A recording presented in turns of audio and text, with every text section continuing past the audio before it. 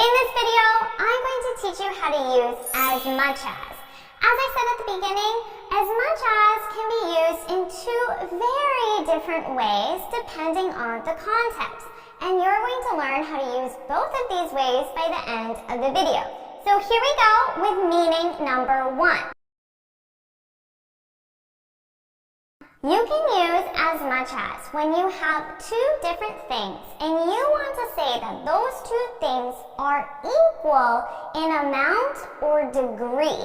Let's take a look at an example sentence. I deserve that promotion as much as she does. As you can see in this example, we have two different things.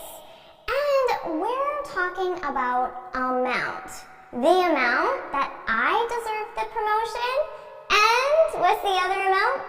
The amount that she deserves the promotion, okay? So let's say the amount that she deserves the promotion is this much.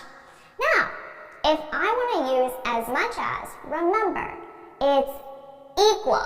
So she deserves the promotion this much, I deserve the promotion this much, it's equal. I deserve the promotion as much as she does. Let me give you another example and then I'll get you to try your own example sentence. Okay, I could say that Jose participated in the conference as much as Maria did. Okay, so here we have amount of participation, or the degree to which Maria participated and Jose participated. But you might just want to think of them in terms of amount. So, Jose participated in the conference this much. I can't really make it different in sizes. This much. And Maria participated in the conference this much. They're equal. Let me give you one more example, and I'll make it an easy example that everyone can understand. You ate as much cake as I did. Okay, so we have the amount of cake that you ate, the amount of cake that I ate, and they are equal, right?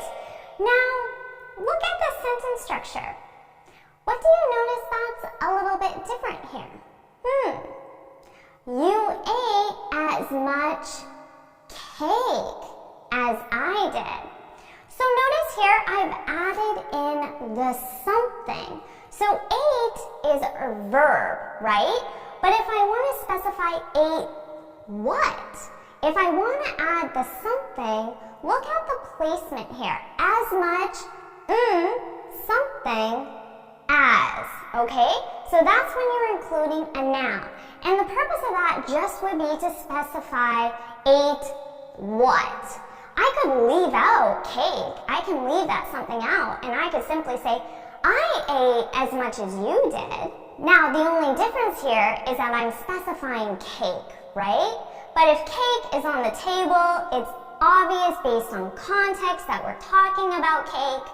I don't necessarily need to include that in the sentence, but I wanted you to be aware of that sentence structure when we include a something.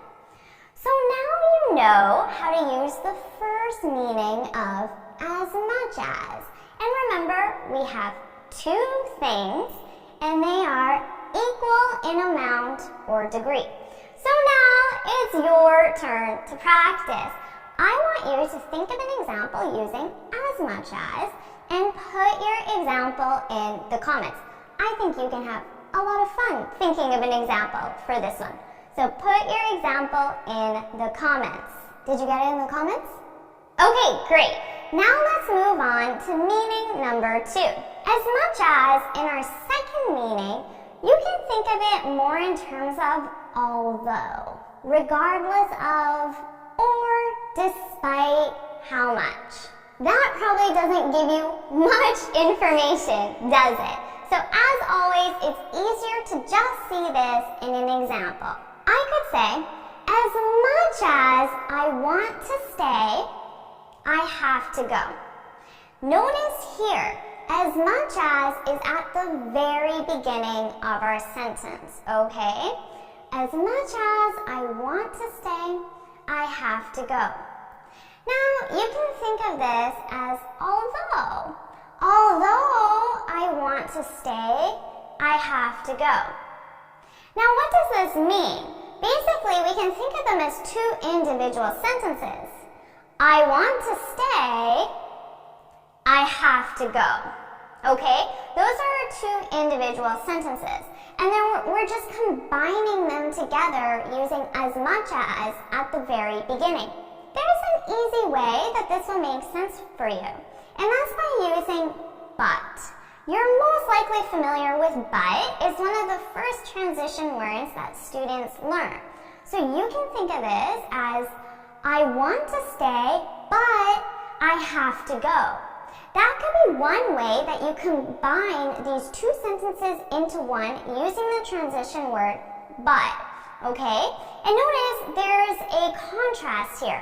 I want to stay. That's a positive, right? I have to go. That's a negative. So when we use but, there's always a positive and a negative. Now, we're using as much as in exactly the same way. It's simply the sentence structure that's changing here. So remember, we're using as much as at the very beginning of the sentence. As much as I want to stay, comma, I have to go. Another example, as much as I'd love to help you, I can't. Now, this is a very common way that we may decline to do something politely. I'm letting you know, I want to help you, I can't help you. So we have that contrast, right? A positive, I want to help you, but then we have a negative, I can't help you. So we could combine those sentences with but. I want to help you, but I can't. That might be the more familiar structure to you. So this is just an alternative way to format, and I'll be honest, it does sound more advanced using this structure. Now remember, as much as at the very beginning. As much as I want to help you, I can't. So when you hear as much as, you know that there's going to be a contrast. So when someone says, as much as I want to help you, even if they don't say the end part, I know they're not going to help me, because that's how we use as much as, is with a contrast. So just keep that in mind. It can be a polite way to decline doing something. For example, you could use it as a polite way to decline an invitation to a party. Your friend invites you to a party, and you can say, as much as I'd love to go, I can't. So as much as I'd love to, that's the positive, right? I want to go to the party. But then the negative is, I can't. I'm busy. I have to work. I have a deadline. I don't have a way to get there. Whatever the reason is, as much as I'd love to go, I can't. So that could be a polite way to decline an invitation. So now you try using this advanced structure where you need a contrast, okay? And remember that placement, as much as, is going to be at the very beginning.